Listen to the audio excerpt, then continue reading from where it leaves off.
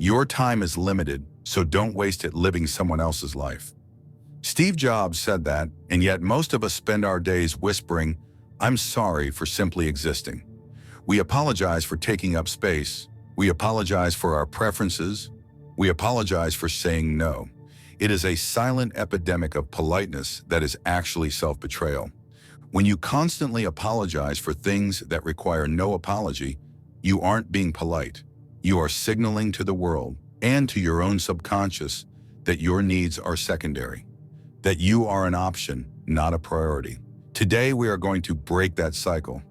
I'm going to walk you through the 5 pillars of your life that must remain apologetically yours. If you stop apologizing for these 5 things, people will respect you more. But more importantly, you will respect yourself. Before we dive into this transformation, do yourself a favor. Hit that subscribe button and turn on notifications. Join us and let's build a life of substance, not apologies. The first thing you must never, ever apologize for is your boundaries. A boundary is not a wall, it is a door that you control. But we live in a culture that treats no like an insult. How often have you been invited to a dinner you didn't want to attend, or asked to take on a project when you were already drowning, and you said, "I'm sorry, I can't." Why the sorry? Let me tell you about a man named Elias. Elias was the classic nice guy at his office. If someone needed a shift covered, Elias did it. If a friend needed to borrow money, Elias gave it. He thought he was being generous, but deep down, he was resentful. He was exhausted. One day, his boss asked him to work the weekend for the 3rd time in a month. Elias started to type, "I'm so sorry, but..." and then he stopped. He realized that his time was his own property. He deleted the apology and simply wrote, "I am not available this weekend." He hit send, his heart pounding, expecting to be fired. You know what happened? His boss replied, "Okay, see you Monday." That was it. When Elias stopped apologizing for his limits, people stopped pushing them. As the poet Maya Angelou once said, "You teach people how to treat you." When you apologize for a boundary, you are telling the other person that you feel guilty for having self-respect. You are implying that their desire to use your time is more important than your need to protect it. A boundary without an apology is a statement of power. It signals that you know your worth. If you are tired, rest. If you are uncomfortable, leave. If you don't want to, don't. You do not owe the world an explanation for preserving your sanity. Remember, the only people who get upset when you set boundaries are the ones who benefited from you having none. Never say sorry for closing the door to protect the peace inside your home. The second thing, never apologize for outgrowing people who had the chance to grow with you but chose to stay the same. This is painful. It is one of the hardest things we do as humans because it feels like betrayal. We feel like we are abandoning our history, but you must understand that growth requires shedding. You cannot expand your life if you are clinging to the dead weight of the past. Think of a crab. For a crab to grow, it has to shed its hard, protective shell. During that time, it is soft, vulnerable, and exposed before the new shell hardens. Now imagine if the crab looked at its old, tiny shell and said, "I'm sorry for leaving you behind. I'll squeeze back in." It would die. It would be crushed by its own potential. I remember a friend, Sarah, who quit partying to build her business. Her old friends called her boring. They said she changed. They tried to guilt trip her into coming back to the bar every Friday. For months, she apologized. "Sorry, guys, I'm just busy." But eventually, she realized she wasn't busy. She was just different. She wanted different things. The Roman Emperor Marcus Aurelius wrote, "It is not death that a man should fear, but he should fear never beginning to live." If you stay in circles that suffocate your ambition just to be polite, you aren't living. You are dying slowly. You are not responsible for managing other people's insecurity regarding your growth. If your success shines a light on their stagnation, that is their burden to carry, not yours. You can love them from a distance, but you must never apologize for the fact that your journey is moving faster than theirs. Evolution is not a group project. It is a solo mission. If you have to walk alone for a while to get to where you are going, walk alone. But do not walk with your head down, apologizing for the speed of your stride. Number 3 is controversial, but it needs to be said. Never apologize for wanting more money, more success, or more abundance. We are often taught that wanting money is greedy, or that we should be grateful for what we have, to the point of stagnation. There is a distinct difference between greed, which is taking at the expense of others, and ambition, which is creating value to improve your life and the lives of those around you.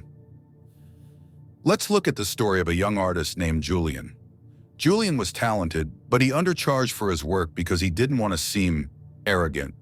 He barely scraped by. When he finally raised his prices to reflect his true skill, he felt a wave of guilt. He found himself apologizing to clients before he even told them the price. "I'm sorry, but the rate is," resulting in clients negotiating him down. He was signaling that he didn't believe he was worth it. Then he read a quote by Wallace D. Wattles. "You can render to God and humanity no greater service than to make the most of yourself." Julian realized that by being poor and stressed, he couldn't help his family, he couldn't donate to charity, and he couldn't create his best art. When you apologize for wanting wealth, you are apologizing for wanting freedom. Money is a tool. It buys back your time. It allows you to take care of your health. It allows you to support the causes you believe in. Do not let anyone shame you into smallness. There is a strange societal habit where people bond over their struggles.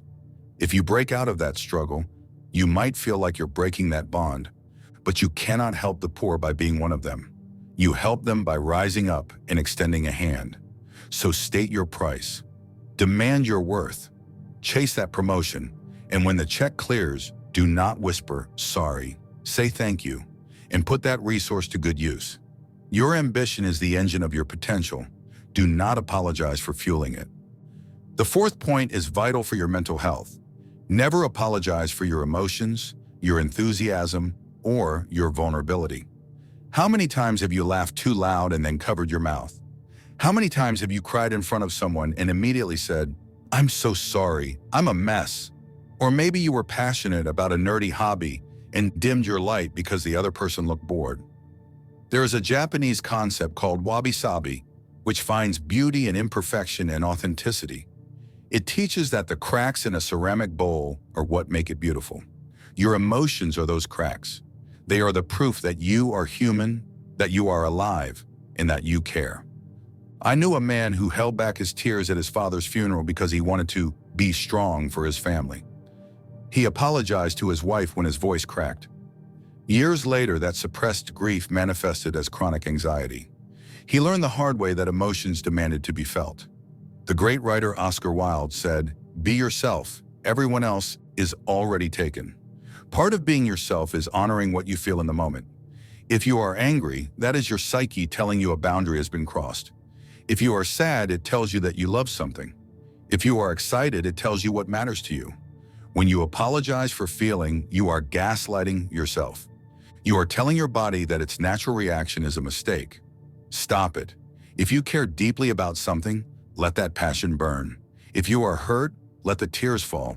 The right people, the people who belong in your life, will not be scared away by your humanity. They will be drawn to it. They will see your vulnerability not as a weakness, but as a courageous act of truth in a world full of masks. Finally, the fifth thing, never apologize for needing solitude. In a hyper-connected world, we treat unavailability as a sin. If you don't text back within 5 minutes, people think you are mad at them. If you spend a Friday night alone, people think you are depressed. But solitude is the laboratory of the soul. It is where you recharge, where you think, and where you reconnect with who you actually are, away from the noise of public opinion. Consider the story of Nikola Tesla. He was known for spending days alone in his laboratory. He didn't apologize for missing social galas. He knew that his genius required silence. He famously said, "The mind is sharper and keener in seclusion and uninterrupted solitude." Originality thrives in seclusion, free of outside influences beating upon us to cripple the creative mind. You don't have to be Tesla to need this. You just have to be human. There is a difference between loneliness and solitude. Loneliness is the pain of being alone. Solitude is the glory of being alone. When you tell someone, "I need some time to myself tonight," and you add, "I'm sorry," you are treating your self-care like a crime. You are acting as if your primary function is to be an entertainer or a servant to others. It is not. You are the protagonist of your life. If the battery is dead, the machine doesn't work. You are the machine. If you need to disappear for a weekend to read books, walk in the woods, or just stare at the ceiling to recalibrate your compass, do it, unapologetically. The people who love you will understand that you are not pushing them away.